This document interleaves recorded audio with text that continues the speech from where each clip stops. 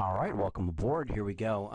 What we're going to do here is talk about what we do at the end of each unit, which is a unit essay exam. So this is a take-home exam in which you will be incorporating the major themes and concepts of each unit.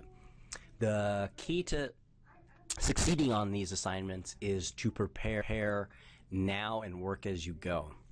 So let's get through some of just the basics of this. Here's the prompt in which you are preparing for, identifying those that were in the in-groups and in the out-groups and how they were formed from the colonial period to the American Revolution. Discuss the implications of how such groups shape the development of British America and or revolutionary America. So in order to prepare for that, you want to go through all of the material for Unit 1. So we're going to go right here, open this up. So basically chapters 1 through 4 is the source material you're going to be using for this assignment here. So anything from learning objective 1 in chapter 1 through 6 and all the way down to the American Revolution learning objective 2. The citation style you're going to use is Chicago to Arabian.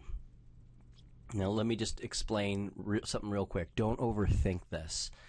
Just follow the examples that are provided. There are plenty of examples.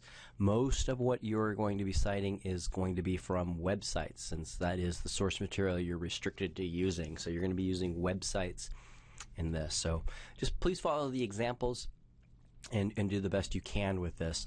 If this site doesn't work, simply Google Chicago to Arabian, how to cite a website. And what you'll be doing with this is you will be providing endnotes. So keep that in mind. You will be referring to at least 6 sources from Unit 1, and you will be using 2 primary sources. So the difference between again, as we talked in class, the difference between a primary source and a secondary source. The primary source are material that came from the time period in which we were studying. So a letter written from that time period, or a law, a journal entry, or whatever the case may be.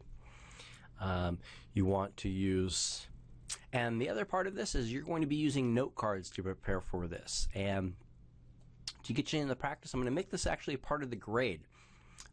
So your preparation will give you credit for this. So even if you're having trouble writing the paper, the simple fact that you prepared for it and were able to demonstrate it by turning in your note cards will definitely help. And we're going to go over that in just a little bit.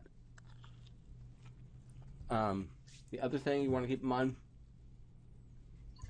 and the note cards will help you with this, is do not plagiarize.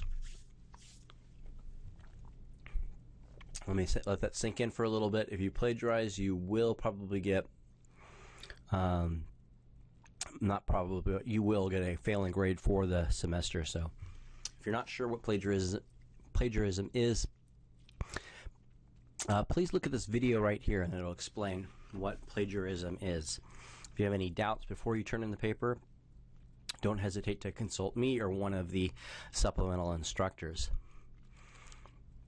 Just to let you know, these are the primary sources right here that you can utilize, so please do when you're going through the course. To get through the note cards, let's bring that on up right here. All right, the secret to no stress paper writing. All right, and seriously, please understand that aspect of it. It definitely will eliminate a great deal of stress in writing a paper. So, note cards. The thing you want to keep in mind is what this will prevent is how students usually prepare for papers is that they take their notes shortly before the essay is due, right from the material, and they basically try to fish for a response to the essay prompt, and it usually doesn't work out. And it's one of the reasons why students don't enjoy writing papers. Keep in mind, your exams are basically take-home, so if you play your cards right, you can do quite well in this course doing this. What you're going to be able to do with this is that once you have a collection of note cards, you lay them out, and the organization of the paper will definitely present itself to you. And to do that, you want to really keep it as simple as possible. So you want one idea per card, even if it's just a date. So you don't want to have your note cards jam-packed with material. So the organization will be able to present itself once you are ready to begin transferring your notes on the note cards to a Word document in essay form.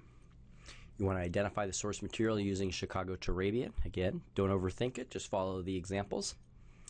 And the types of cards that you will be submitting can either be paraphrase, quotes, or summaries. And we'll go over what paraphrasing in is quoting in right now.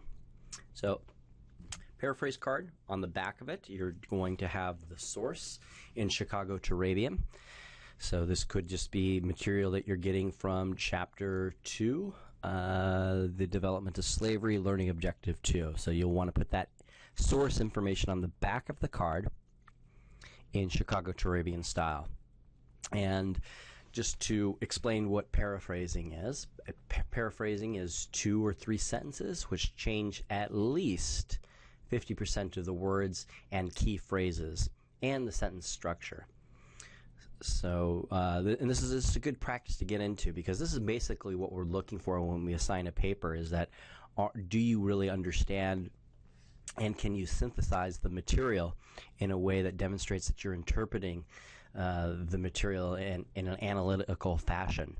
So how to do this is read a sentence or two that you think will help you respond to the essay prompt from the material, and then begin just writing in your own words. And don't worry if the sentence at first isn't a very good sentence or needs some work. Just going through the practice and through the work of writing will definitely help out. But just write the words, the sentence, change the sentence in your own words, and you can definitely clean it up from there. But you want it to be at least 50% in your own words when you're paraphrasing.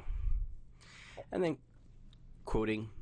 A quote card is exact quote, not editing yet. You can later opt to paraphrase the quote, which is always an impressive tactic to do, because it demonstrates that you do understand not only what the quote means, but what the quote means in context of your thesis and in response to the essay prompt.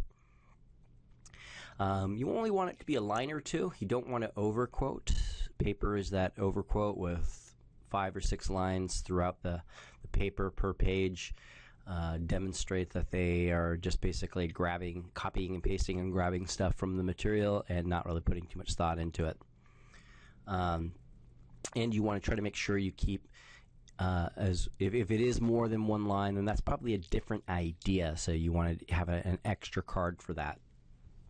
Anyway, that is basically a summary of what you're doing for each unit essay exam. So please let me know if you have any questions in class, and I will talk to you guys later. Thank you. Bye.